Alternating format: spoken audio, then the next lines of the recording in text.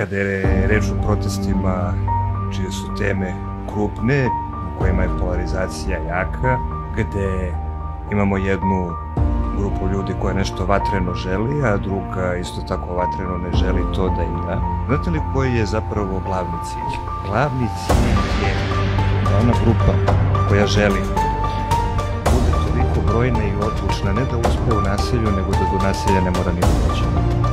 Ako na ulici imate 10 ljudi, to se razbija policija. Ako na ulici imate 100 ljudi, možete da razbijete specijalnim jedinicama vojskog roda. Ako na ulici imate 1.000.000 ljudi, to se ne razbija.